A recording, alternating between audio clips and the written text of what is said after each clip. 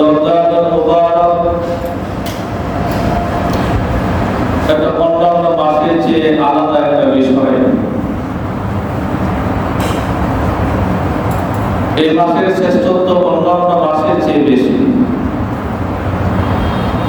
প্রত্যেক জিনিসের ক্যাটাগরি থাকে, বিভিন্ন জিনিসের মান থাকে। যে জিনিসের মান বেশি, এই জিনিসের অর্জন করতে হলে চেষ্টা মোজাহাদাও বেশি করতে হয়। বাজার থেকে যদি কেউ ভালো কোনো পণ্য কিনতে চায়, ভালো একটা পাঞ্জাবি কিনতে চায় বা ভালো যে কোনো জিনিস যদি কিনতে চায়, তাহলে ভালো মানের মূল্য দিয়ে তারপর ওই জিনিসটা কিনতে হবে।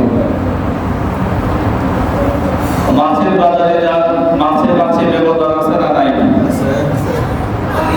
এমন অনেক মাছ আছে যেটা সব মানুষ কিনতে পারে, এটা পরিসীমার ভিতরে। 200 টাকা কেজি, 100 টাকা কেজি যদি হয়, এরকম মাছ আছে না সবাইকে। কিন্তু বাজারে এমন মাছও আছে যে মাছটা সবাই কিনতে পারে না। অনেক মানুষের পরিসীমার বাইরে চলে যায়। 1200 টাকা কেজি, 1000 টাকা কেজি হলে তো সবাই কিনতে পারে না। যে মাছের দাম বেশি, দাম বেশি হওয়ার কারণ এই মাছটার মান বেশি। এই গোশতের মান বেশি হওয়ার কারণে বেশি টাকা দিয়ে এটা কিনা হয়। ফল কিনতে যাবেন, যে ফলের গুণগত মান বেশি, ওই ফলের দামও বেশি। জায়গা জমি কিনতে যাবেন, যে জায়গাটা পরিসম্মত আছে, এই জায়গার দাম বেশি। অর্থাৎ যে কোনো জিনিস যদি তার গুণগত মান ভালো থাকে, তাহলে তার মূল্য বেড়ে যায়। এমনি ভাবে আল্লাহ তাআলা যে 12টি মাস আমাদেরকে দিয়েছেন, এই 12টি মাসের মধ্যে রমজানুল মুবারকের গুণগত মান অন্যান্য মাসের চেয়ে বেশি। যার কারণে এই মাসে বান্দা কোনো নফল ইবাদত করলে ফরজ ইবাদতের সওয়াব আল্লাহ তাআলা আমলনামায় দিয়ে দেন। এই মাসে যদি কোনো ফরজ ইবাদত করে, অন্যান্য মাসে 70টি ফরজ ইবাদত করার সওয়াব আল্লাহ তাআলা আমলনামায় দিয়ে দেন। তাহলে এই মাসে ইবাদত কম, সওয়াব বেশি। ইবাদত কম করলেও সওয়াব কি হয়ে যায়? বেশি হয়ে যায়। এমন একটি মাস আমাদের থেকে বিদায় নিতে চলেছে। রমজানুল মুবারক, নবী করিম সাল্লাল্লাহু আলাইহি ওয়াসাল্লাম বলেন, এই মাসটা হলো রহমতের মাস। রমজানুল মুবারক হলো বরকতের মাস। এই মাসটা হলো নাজাতের মাস। মানুষদেরকে আল্লাহ তাআলা রহমত দ্বারা ভরপুর করে দিবেন, বরকত দ্বারা ভরপুর করে দিবেন। জাহান্নামের আগুন থেকে আল্লাহ তাআলা এই মাসে মানুষদেরকে মুক্তি দান করবেন। কত বরকতপূর্ণ মাস! এই মাস আজ শেষ হওয়ার দ্বার প্রান্তে, আমরা শেষ সময়ে উপনীত হয়েছি। রমজান মুবারকের শেষ দশকের বরকতপূর্ণ সময়ে 2টা দিন অতিবাহিত হয়ে গেছে। এই মাসে আল্লাহ তাআলা অপরন্ত সওয়াব যে বান্দাকে দান করেন, যে বান্দা এই সওয়াব পেয়েছে, এই মাসের স্বাদ যে বান্দা উপভোগ করতে পেরেছে, এই মাসের বিদায়ে, এই মাস চলে যাওয়াতে এই বান্দাদের মন ব্যথিত হবে, ভারাক্রান্ত হবে, দুঃখিত হবে যে এমন একটি মর্যাদাপূর্ণ মাস, এমন একটি গুণগত মান সম্পন্ন একটা মাস আমাদের থেকে বিদায় নিতে চলেছে। ওই নেককার বান্দার অন্তর ব্যথায় পীড়িত হয়ে যাবে। তার দুঃখ লাগবে, কষ্ট লাগবে যে যে মাসে অল্প ইবাদত করলে আল্লাহ তাআলা বেশি সওয়াব দিতেন, এমন একটা মাস চলে যাচ্ছে। এজন্য বান্দার মন ভারাক্রান্ত হবে। নবী করিম সাল্লাল্লাহু আলাইহি ওয়াসাল্লাম রমজানুল মুবারকের মহত্ব বর্ণনা করতে গিয়ে বলেছেন যে রমজানুল মুবারকের শেষ দশকটা বান্দার জন্য খুবই গুরুত্বপূর্ণ একটি দশক। শেষ দশকে আমরা উপনীত হয়েছি। আল্লাহ তাআলার বান্দা বান্দীগণ এই শেষ দশকের কদর যেন করে নবী সাল্লাল্লাহু আলাইহি ওয়াসাল্লাম খুব উৎসাহ দিয়েছেন। সারাদিনে আমরা নামাজ পড়ি, নামাজ পড়া ফরজ। রমজানে রোজা রাখি, রোজা রাখা ফরজ।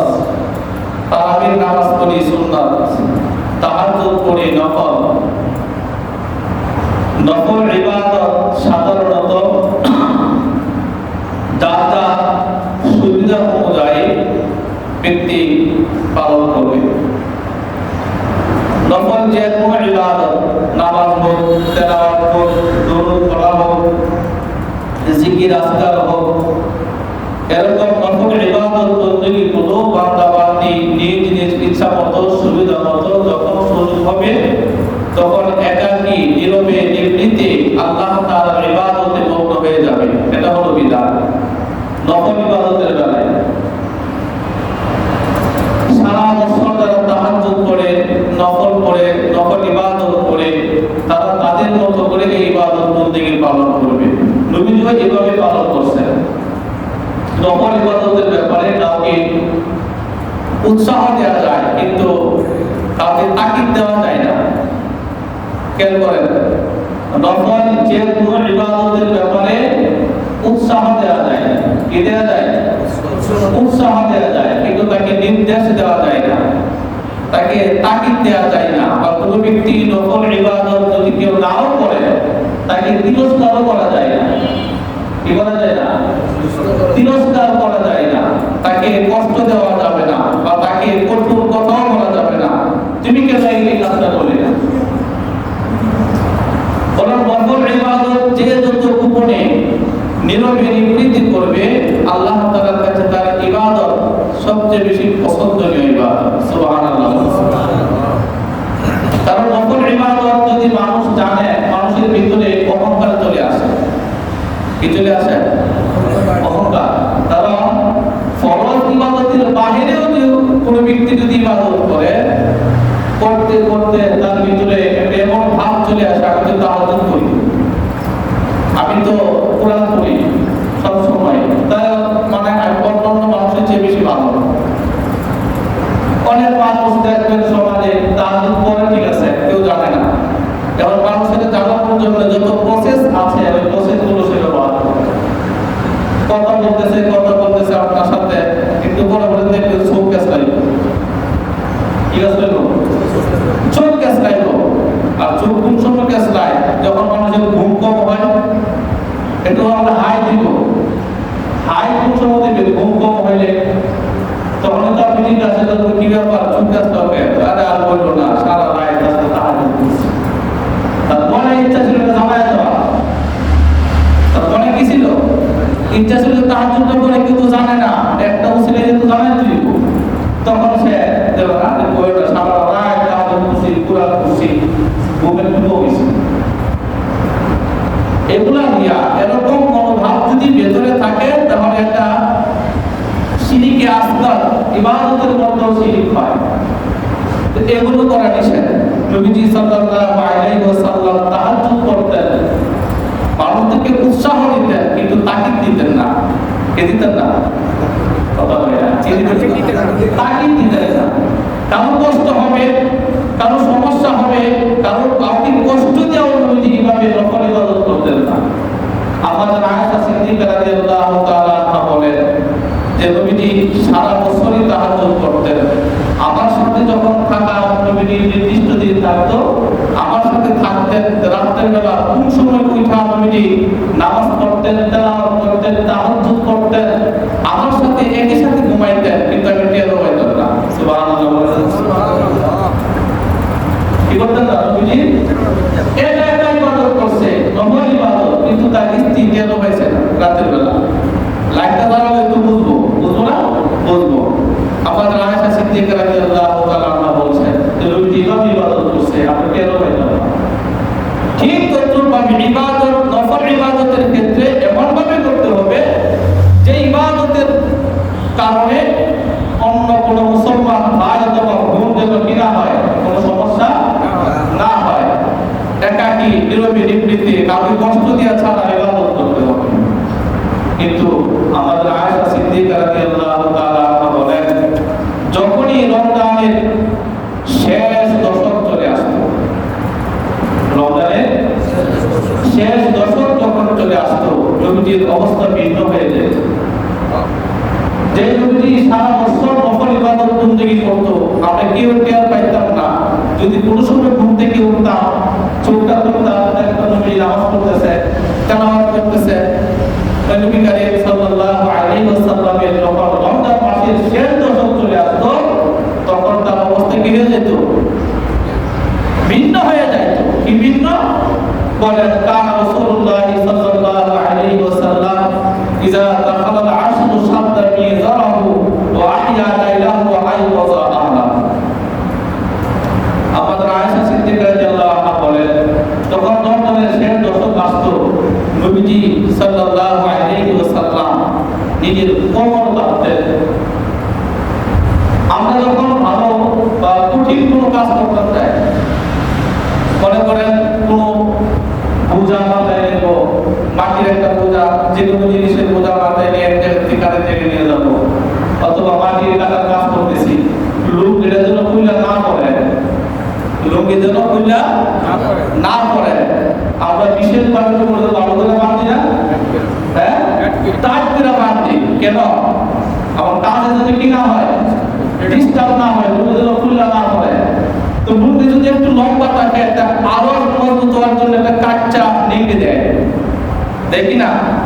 আপনার ফরজ যে নিতে হবে, আদৌ দাম হইলে ফরজ তা হবে না, তা মানুষের এই অবস্থা আছে না নাই? অথচ হাঁটু ডাকে রাখা কি? হাঁটু ডাকে রাখা পুরুষের জন্য ফরজ, কিন্তু তার মুখে যেন না শুনে, কাজটাও যেন ঠিক মতো থাকে, ঠিক করার জন্য সেই ফরজ বিধান লঙ্ঘন কইরা সে হাঁটুর উপরে কোনরকমখানি মাঝখানটা ডাইকা রাখে, এভাবে একটা নিয়ে দেয়, দেখে দেয় না? তার উদ্দেশ্য কি? উদ্দেশ্য হলো কাজ ধরে করতেছি, রুমগুলো যেন না বলে, শক্তভাবে বাঁধে। আমাদের আয়েশা সিদ্দিকা রাদিয়াল্লাহু আনহা বলেন, ইযা দাখালা আল-আশরু শাদ্দা মিযারাহু, যখন রমজানের শেষ দশক চলে আসতেন, নবী করিম সাল্লাল্লাহু আলাইহি ওয়াসাল্লাম শক্ত করে তার রুমগুলো বাঁধতেন। সুবহানাল্লাহ, সুবহানাল্লাহ। এবার বাড়ি গেল না, তুমি কাজ করতে যাবে এই জন্য না। অনেক সময় নামাজ পড়তে গেল বারবার ওঠানামা করলে রোগের সুবিধা পায়, লাগে না? হ্যাঁ, রোজ হয়ে যায়, যেন ডিস্টার্ব না হয়। নবীজি তার কোমরের বন্ধনী রোগীরা খুব শক্তভাবে বাঁধতেন। সুবহানাল্লাহ বলবেন না? ইবাদতের জন্য। ও আহিয়া লাইলাহু, এবং রাতের বেলা নবীজি জাগতেন। আহিয়া লাইলাহু ওয়া আইয়াযা আহলাহু, নবীজি নিজে রাতের বেলা ঘুম থেকে জাগতেন, জায়গা ইবাদত বন্দেগী করতেন। আর কি করতেন? এমন ইবাদত তো সারা বছরই করে নবীজি রাতে ঘুম থেকে ওঠা, করে কি না? আমাদের একটা কি বলছে যে সারা বছরে নবীজি রাতের বেলা উঠে কি করতো? ইবাদত করতো, নফল ইবাদত বন্দেগী করতো, নামাজ পড়তো, কোরআন তেলাওয়াত করতো, জিকির আজকার করতো। আমরা টেরও পাইতাম না। মাঝে মাঝে ঘুম থেকে উঠলে দেখতাম নবীজি কি করতেছে? নামাজ পড়তেছে, ইবাদত করতেছে। আমাদেরকে কোনোদিন নবীজি বলেন নাই, এ আয়েশা কত ঘুমাইলে ঘুম থেকে উঠা, তাহাজ্জুদ পড়ো। কোনোদিন ধমক দেওয়া বলেন নাই। নবীজি স্ত্রীগণকে কোনোদিন নবীজি ধমক দিয়ে বলেন নাই বা তাকিদ দিয়ে বলেন নাই, সারাদিন সারা রাত শুধু ঘুমা, রাতের বেলা ওইটা তাহাজ্জুদ করতে পারো না। এভাবে ধমক কোনোদিন তাহাজ্জুদের জন্য, নফল ইবাদতের জন্য নবীজি কোনোদিন এভাবে দিলেন নাই, তাকিদ দেন নাই। তুমি নবীজি উৎসাহ দিতেন, আয়েশা তাহাজ্জুদ করলে আল্লাহ খুশি হয়, তাহাজ্জুদ করলে আল্লাহর সাথে বান্দার সম্পর্ক নিবিড় হয়। তাহাজ্জুদ করার বিষয়ে নবীজি ফজিলত বর্ণনা করতেন। সুবহানাল্লাহ বলেন। রাতে একাকী নির্বিঘ্নে ইবাদত করার বিষয়ে নবীজি ফজিলত বর্ণনা করতেন। সওয়াব কি হতে পারে, উপকার কি হতে পারে, এগুলো বর্ণনা করতেন। বর্ণনা করলে পরে নবীর স্ত্রীগণ যখন বুঝতেন এত এত সওয়াব, সাহাবায়ে কেরাম যখন বুঝতেন এত এত সওয়াব, তখন আর কেউ কাউকে রাগা লাগে না, কেউ কাউকে আর তাগিদ দেওয়া লাগে না। নিজের ইচ্ছেতে তার রবের সাথে কথা বলার জন্য একাকী নীরবে নিবৃত্তে রাত্রে বেলা ঘুম থেকে ওইটা তাহাজ্জুদ করতেন।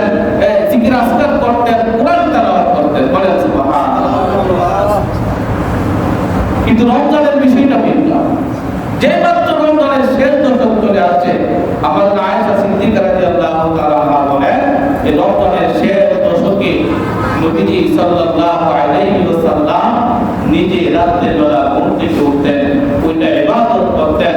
ও আইয়াযা আহলাহু, নিজে শুধু উঠতেন তা নয়, বরং ঘরে পরিবারে স্ত্রী যারা আছে, সদস্য যারা আছে, তাদেরকে ঘুম থেকে উঠাইতেন। ঘুম থেকে উঠায় বলতেন, রমজানের শেষ দশক চলতেছে, বরকতপূর্ণ সময়, রহমতপূর্ণ সময়, এই সময় ঘুমিয়ে থাকা যাবে না। ঘুম থেকে উঠো, ওইটা তাহাজ্জুদ করো, ঘুম থেকে উঠো, নফল ইবাদত করো, ঘুম থেকে উঠো, জিকির আজকার করো, কুরআন তেলাওয়াত করো। এই শেষ দশক আল্লাহর কাছে গ্রহণযোগ্য দশক, এই শেষ দশকটাকে অবহেলায় কাটায় দিও না। এজন্য নবীজি নিজে ঘুম থেকে উঠতেন, পরিবারের সবাইকে ঘুম থেকে জাগাইতেন। সুবহানাল্লাহ। তাহলে বুঝতে পারছেন, নফল ইবাদত কি করা লাগে? গোপনে করা লাগে, কিন্তু রমজান মাস শেষ দশক নবীজি নিজে ঘুম থেকে উঠতেন, তারপরে তার পরিবারের সবাইকে কি করতেন?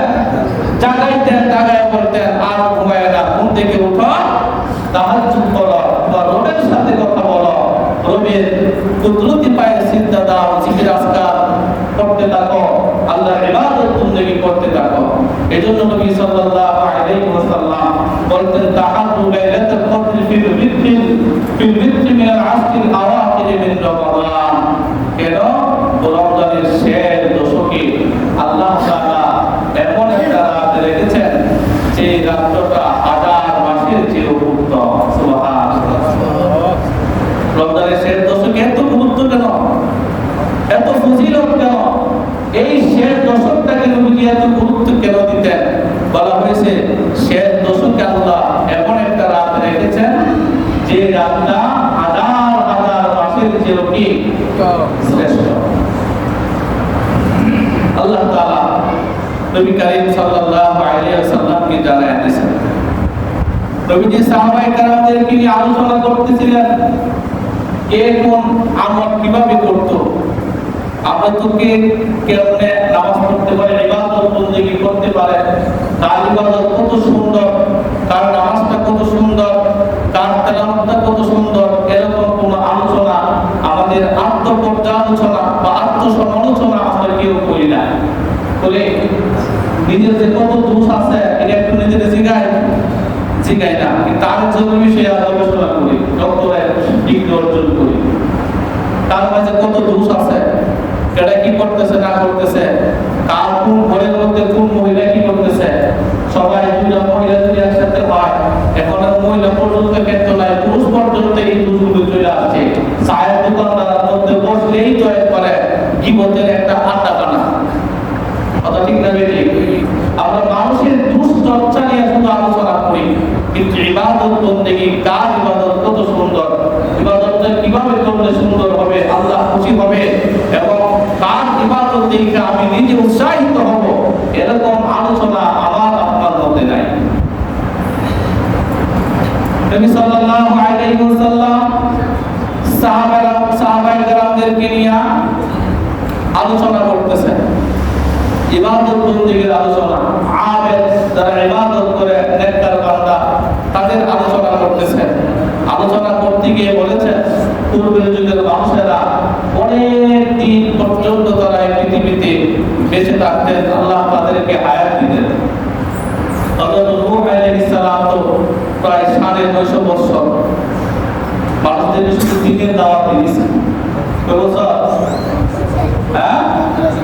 950 বছর মানুষদেরকে দ্বীনের দাওয়াত দিয়েছে। তারপরে তার বয়স আরো বেশি, জন্ম হয়েও তার দাওয়াত দিছে না। এভাবে এক একজন মানুষের ব্যাপারে নবীজি বলতেন যে অতীতে এমন অনেক আবেদ ছিল, যারা শুধুমাত্র আল্লাহর দ্বীন কায়েমের জন্য, আল্লাহ তাআলার দ্বীন প্রতিষ্ঠার জন্য সর্বদাই কাফেরদের বিরুদ্ধে যুদ্ধ করত, জিহাদ করত। আল্লাহর বিধান কায়েম করার জন্য কাফেরদের বিরুদ্ধে কি করতেন? বলেন কি করতেন? জিহাদ করতেন। আর জিহাদ ইসলামের একটা ফরজ বিধান, সময় সাপেক্ষে এই জিহাদ করা মুসলমানদের উপর ফরজ হয়ে যায়। তো নবী সাল্লাল্লাহু আলাইহি ওয়াসাল্লাম যখন এই ফজিলতের কথা বললেন যে সারা দিন সে জিহাদ করত, আল্লাহর রাস্তায় কাটায় দিত, রাতের বেলা ইবাদত বন্দেগী করত। একটা লোক যদি সারা দিন পরিশ্রম করে, মেহনত করে এবং যখন নামাজের সময় হয় নামাজ পড়ে, রোজার সময় হলে রোজা রাখে, এমন অনেক শ্রমজীবী মানুষ আছে রিক্সা চালায় কিন্তু রোজা রাখে, আছে না? আবার এমন অনেক ভদ্রলোক সুগন্ধবর লোক আছে সারাদিন কোনো কাজ নাই, রোজা রাখে না, আছে না? এর মতো অলস আমার আছে দুনিয়াতে, সারাদিন কাজ নাই, গল্প গুজব করবেও কিন্তু সে কি রাখে না, রোজা রাখে না, নামাজও পড়ে না, আল্লাহর বিধান মানে না। এমন অনেক শ্রমজীবী মানুষ, পেশাজীবী মানুষ, এমন অনেক শ্রমিক আছে যারা মাটির কাজ করে, পূজার কাজ করে, মাথায় পূজা দিয়ে এক জায়গা থেকে আরেক জায়গার মধ্যে নিয়ে রাখে, কুলির কাজ করে, কিন্তু সে একটা রোজাও ছাড়ছে না, সবগুলো রোজা সে রাখছে। আবার যখন নামাজের জন্য আযান দিছে, কাজ রাখা সে নামাজে চলে গেছে। এমন অনেক আল্লাহর বান্দা আছে না নাই?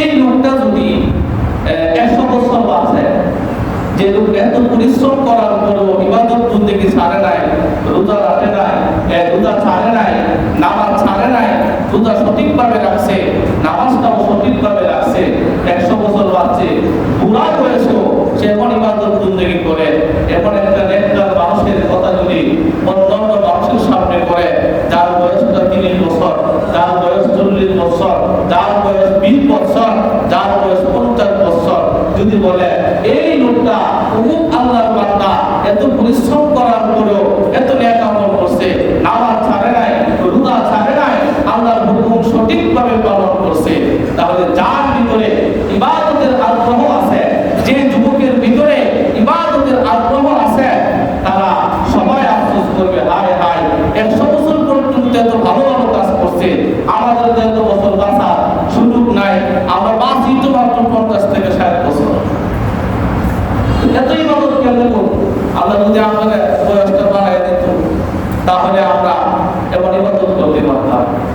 এই চিন্তা করে করে আফসোস করতেছি, হায় হায় এই বয়স আমরা কিভাবে পাবো, যে বয়সটা বাইরে করে এত বেশি ইবাদত করা যাবে। নবী সাল্লাল্লাহু আলাইহি ওয়াসাল্লাম এমনই একজন নেককার, আবেদ, মুজাহিদ, যার রাস্তায় জিহাদ করতেন, সারাদিন জিহাদ করছে, কাফেরদের বিরুদ্ধে যুদ্ধ করছে। কি বলে যুদ্ধ করা, জিহাদ করা, এটা কি ছোট বিষয়? হ্যাঁ, ছোট বিষয় না, অনেক বড় বিষয়, পরিশ্রমের বিষয়। শত্রুর বিরুদ্ধে তরবারি নিয়ে জিহাদ করতে হবে, তাকে প্রতিহত করতে হবে। সারাদিন জিহাদ করে আয়সা উচিত ছিল রাতের বেলা একটা আরামের ঘুম দেওয়া, ঠিক না? সামান্য কাজ করলে তো আমরা তারাবি নামাজ হয় না, অনেক কাজ করছি, অনেক পরিশ্রম এসে আসে না, কোনো অবস্থায় নামাজ করলে দূর মানে বিশ্বাস তো করি না, কেন? আমরা পরিশ্রম করছি, অনেক কাজ করছি। যদি পরিশ্রম করার পরেও সে তারাবিটা ঠিক মতো করে, নামাজগুলো ঠিক মতো করে, রোজাগুলো ঠিক মতো রাখে, তাহলে এটা প্রশংসনীয় বিষয়, এটা ঠিক। হ্যাঁ, আল্লাহ রাসূল বলছেন যে ওই উমুক বান্দা, পরিশ্রমের একজন নেককার বান্দা, সারা দিন আল্লাহর রাস্তায় জিহাদ করছে, তাদের বাহিনীর বিরুদ্ধে জিহাদ করে আল্লাহর দ্বীন প্রতিষ্ঠার জন্য জিহাদ করেছে। রাতের বেলা তার পরিশ্রম করার কারণে বিশ্রাম নেওয়া দরকার ছিল, যে বিশ্রাম নেই নাই, রাতের বেলা সে তার মালিকের সাথে কথোপকথন করছে। সুবহানাল্লাহ, তার মালিকের সাথে কি করছে? কথা বলছে। কিভাবে? ইবাদতের মাধ্যমে, নফল ইবাদত করছে বেশি বেশি। এভাবে এই লোকটা 1000 বছর পর্যন্ত এই ইবাদত করছে।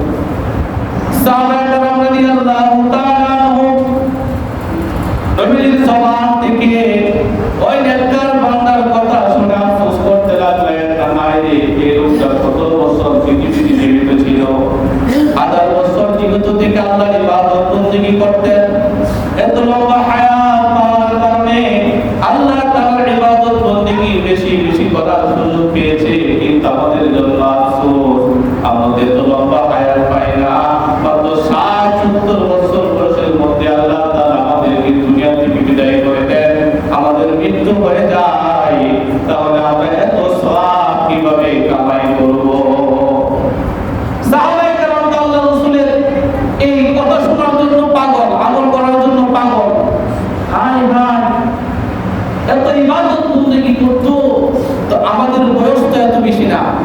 আমাদের তো বছর বাঁচিও না, 60 বছর অবাধে মনে করি এটা আমাদের বোনাস টাইপ চলতেছে। এখন তো 60 বছর লাগে না, যে কোনো মুহূর্তে আল্লাহ রাত পারে। অল্প বয়স মরণের কোনো বয়স আছে নি? হ্যাঁ, কিন্তু স্বাভাবিকভাবে মানুষ আমরা দেখি 60 পরে গেলে তার একটু মরণের সময় হয়ে এরকম মনে করি, কিন্তু আল্লাহ যখন ডাক দেয় তখনই চলে যেতে হবে। 60 বছরের জন্য অপেক্ষা করা যায় না। মানুষের জীবনটা অল্প, কোন সময় মানুষকে আল্লাহ তাআলা ডাক দিবেন কেউ বলতে পারে? বলতে পারে না। একটা কষ্টের বিষয় গতকালকে ঘটে গেল বাগেরহাটে, খুলনা বাগেরহাট। যে মানুষের স্বপ্ন থেকে পৃথিবীকে নিয়ে বিভিন্ন ধরনের স্বপ্ন, খুলনা বাগেরহাটে একটি ঘটনা ঘটলে এরকম এক ছেলে পরিবার পরিজন সহ বিবাহ করতে গেছে। নববধূ নিয়ে আসতেছিল, অ্যাক্সিডেন্ট করে এক পরিবারের 13 জন মারা গেছে। এই ছেলেও মারা গেছে, মেয়েও মারা গেছে, তার বাবা মারা গেছে, তার 3 ভাই মারা গেছে। একই পরিবারে 13 জন স্বামী স্ত্রী সহ মারা গেছে। সে কি জানতো সে মারা যাবে? কি বলেন, জানতো? এই যে মৃত্যুগুলো আমাদের সামনে ঘটতেছে, এই মৃত্যুগুলো আমাদেরকে শিক্ষা দেয়, কিন্তু আমরা শিক্ষা নেই না। আমরা সাময়িক মজা নেই, কিন্তু শিক্ষা নেই না। যেদিন মরে এদিন একটু বৈবন্ধন করি, এরপর থেকে যেয়েছে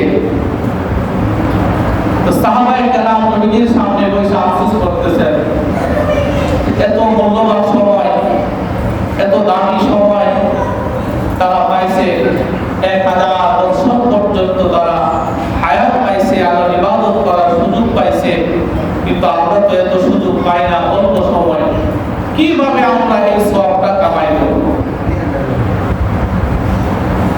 কি কাজ করলে এই সওয়াবটা আমরা কামাই করতে পারবো?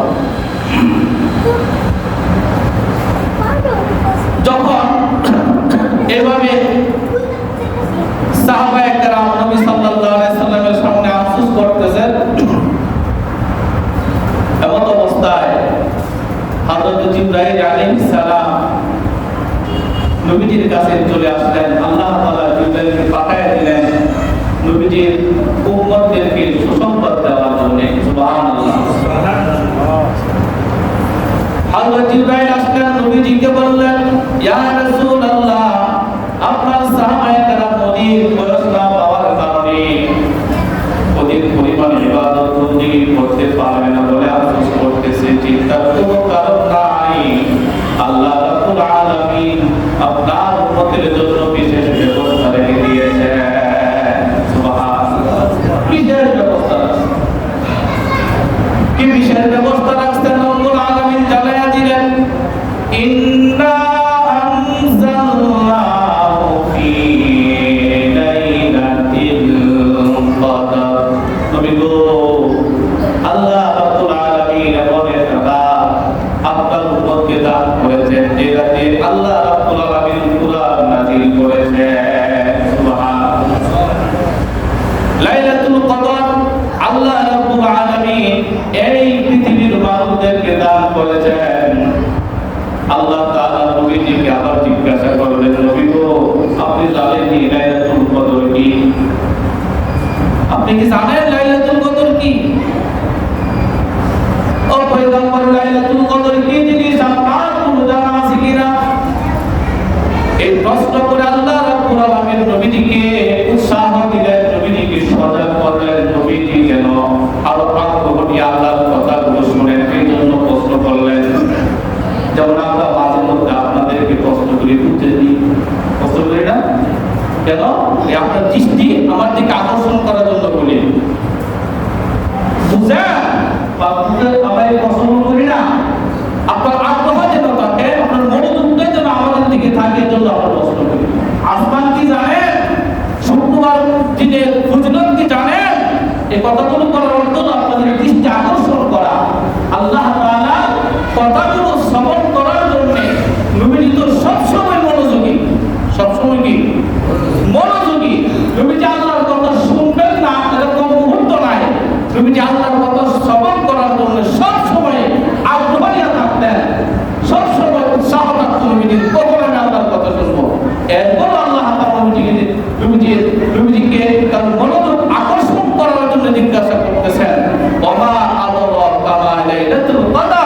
নবী গো, আমি যে লাইলাতুল কদর দান করছি, এই যে লাইলাতুল কদর আমি কোরআন নাযিল করছি, আপনি জানেন কি লাইলাতুল কদর কি?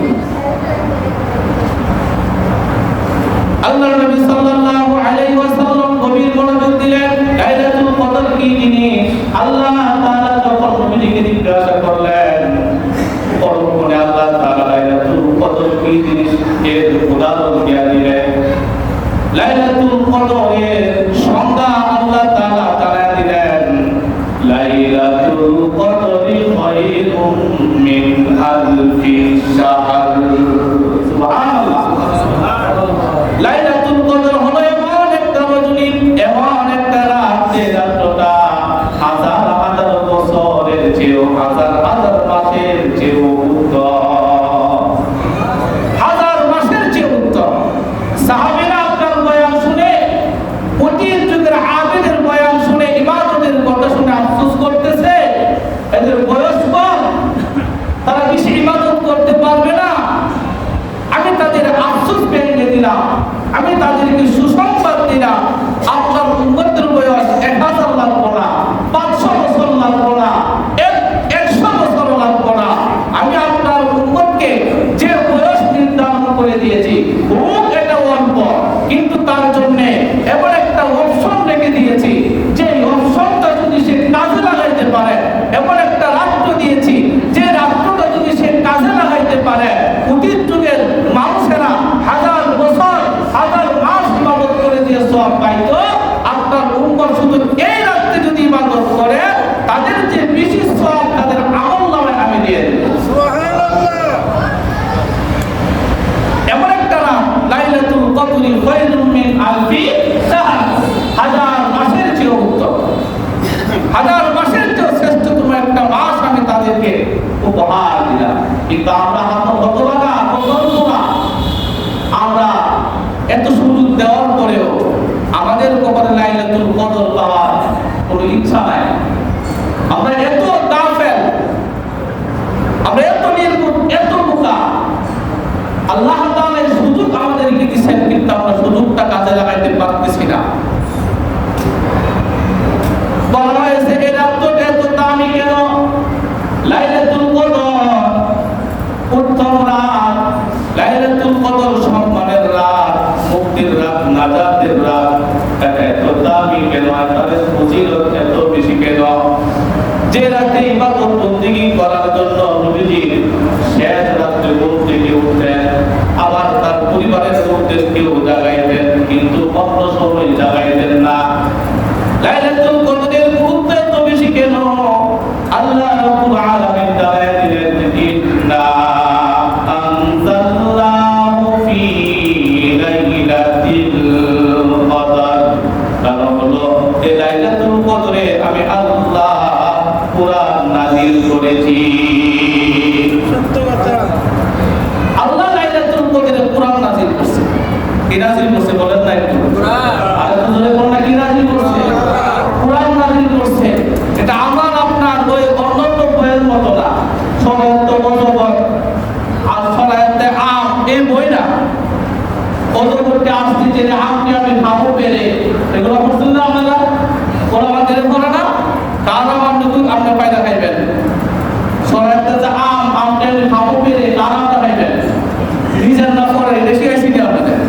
ওইটা কিন্তু শেয়ারা হয়েছে আম পায়দা খাইলেন।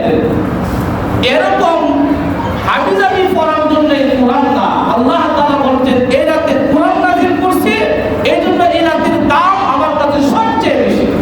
সুবহানাল্লাহ। এই রাতে কোরআন নাযিল করার কারণে এই রাতের দাম কি হয়ে গেছে? বাইরে গেছে, দাম বাইরে গেছে। এই দেখেন না আমাদের দেশে রমজান মাসে জিনিসের দাম বাড়া গেছে, আছে না?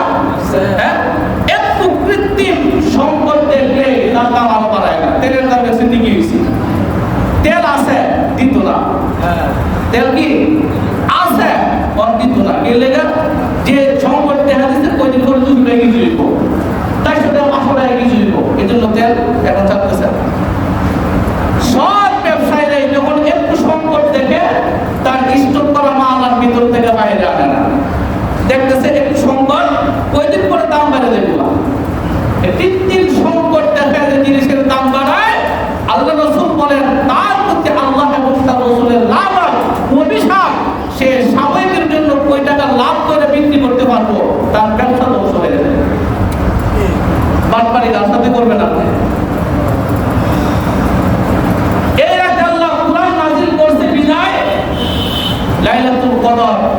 এই রাতের দাম বেড়ে গেছে। কোন কারণে?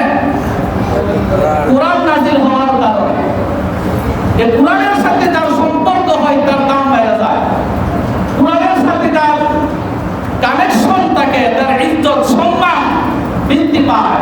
যেমন কোরআনটাকে যে লেখা হয়েছে একটা পাতার মধ্যে, কাগজের মধ্যে, কি বলে কাগজের কোরআন লেখা না? হ্যাঁ, কাগজের মধ্যে কোরআন লেখা, কিন্তু এই কাগজের মধ্যে তার অনেক কিছু লেখে। একটা সাদা কাগজের মধ্যে গান লেখে, গান লেখে না? গান লেখে, কবিতা লেখে, গদ্য লেখে, কত ছবি আঁকে। কিন্তু যে কাগজটার মধ্যে গান লেখা আছে, কবিতা লেখা আছে, ছবি আঁকা আছে, এই কাগজটা রাস্তার মধ্যে পাইলে এটা তো ধরে একটা সুমা দেয়। কি বলে? কিছু করেন এটা? কিছু করেন না, এ রাস্তা কোনো কিছু বোঝাতে হবে।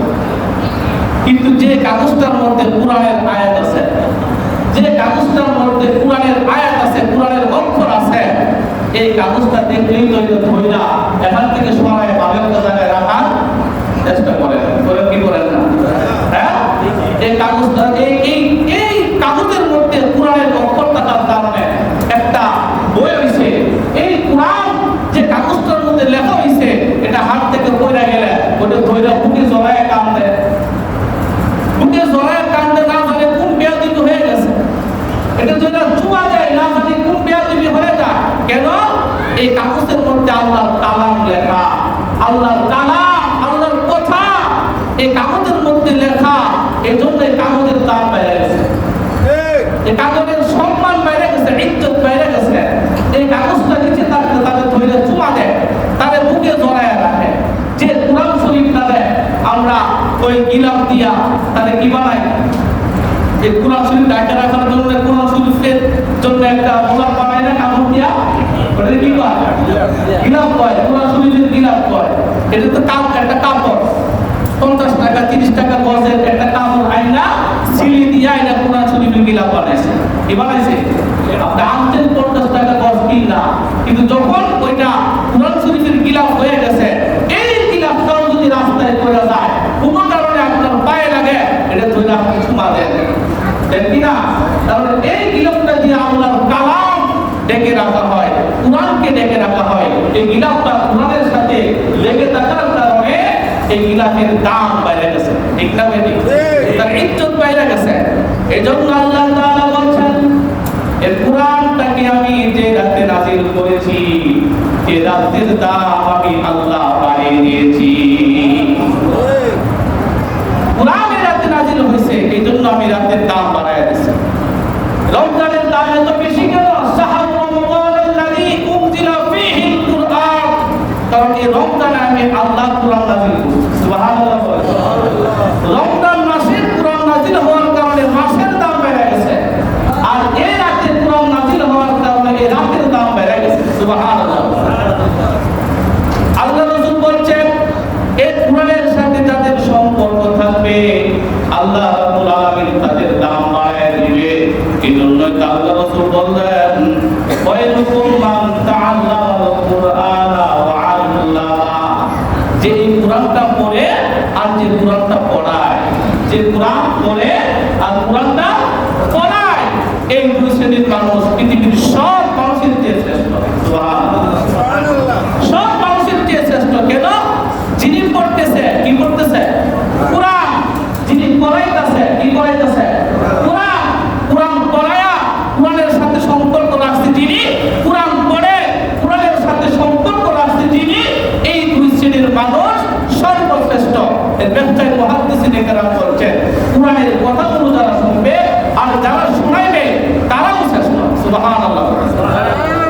এই কোরআনের সাথে সম্পর্ক থাকলে আল্লাহ ব্যক্তির দাম বাড়ায় দেয়, স্থানের দাম বাড়ায় দেয়। কোরআন মক্কায় নাযিল হয়েছে, মক্কার দাম বেড়ে গেছে। কোরআন মদিনায় নাযিল হয়েছে, মদিনার দাম বেড়ে গেছে।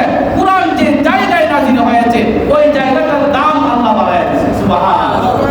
কিন্তু আমাদের কত জাতি কোরআনের সাথে আমাদের সম্পর্ক নাই, কোরআনের জন্য আমাদের কোনো আকর্ষণ নাই। যদি বলে কোরআনের জন্য জান দিব, কেনা সময় আত্মবেন জান দেওয়া আত্মবলা জান দিয়ে দেবো, যদি জান দেওয়ার দরকার নাই, কোরআনটা শুদ্ধভাবে শিখো, তখন একটু বলা হবে না। কোরআন শুদ্ধভাবে শিখার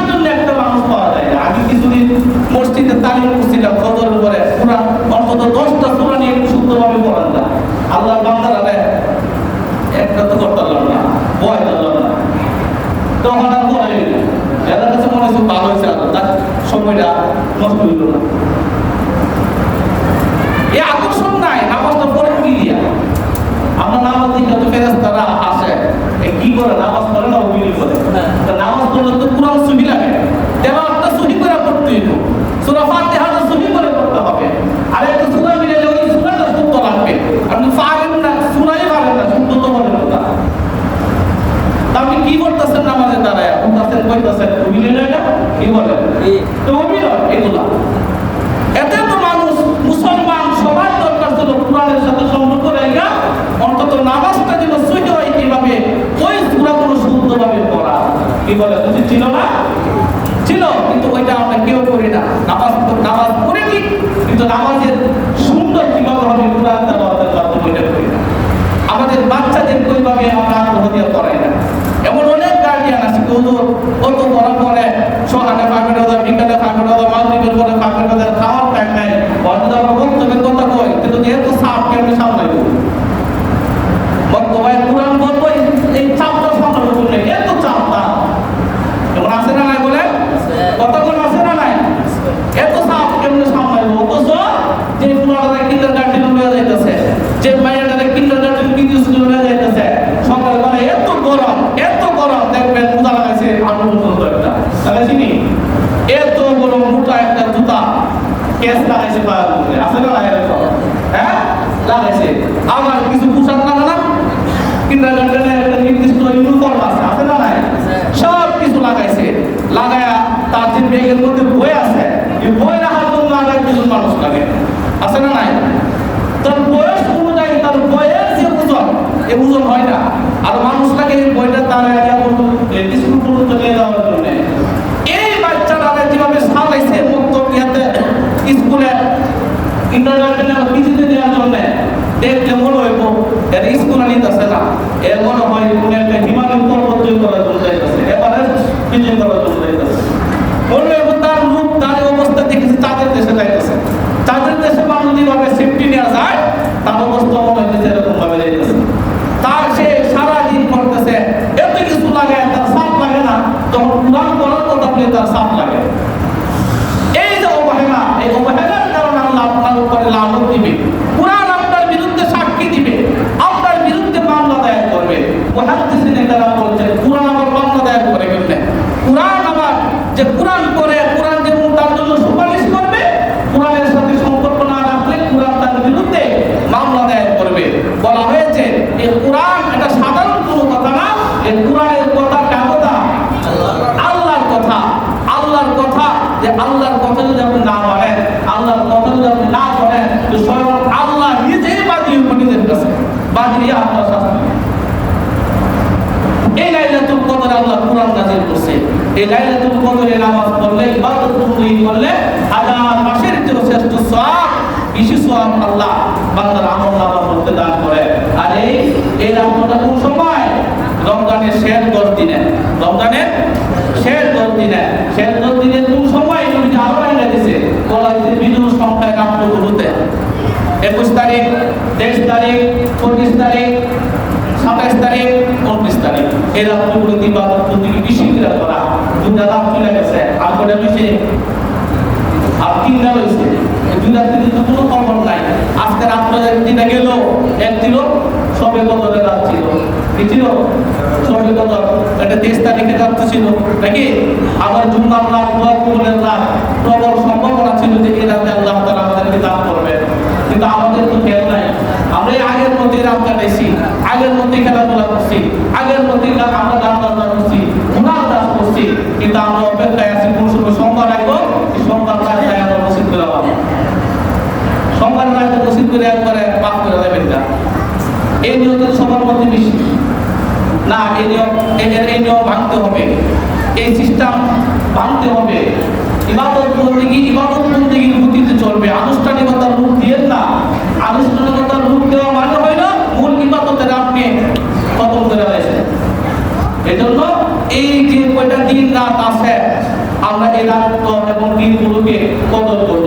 ইনশাআল্লাহ ইবাদত যেহেতু আমরা 27 রাতে শুধু আয়াই পড়ি, এই জন্য আমরা আগামী সোমবার দিবাগত রাতে আমাদের 27 মানে আমাদের সর্বগত, ঠিক না? তা আমরা ওই দিন এশার নামাজ পড়বো 8:30। এশার নামাজ কয়টায়? 8:30 বলে দিলাম, সবাই চলে আসবেন ইনশাআল্লাহ। আল্লাহ তাআলা আমাদেরকে সঠিক উত্তর দান করুন।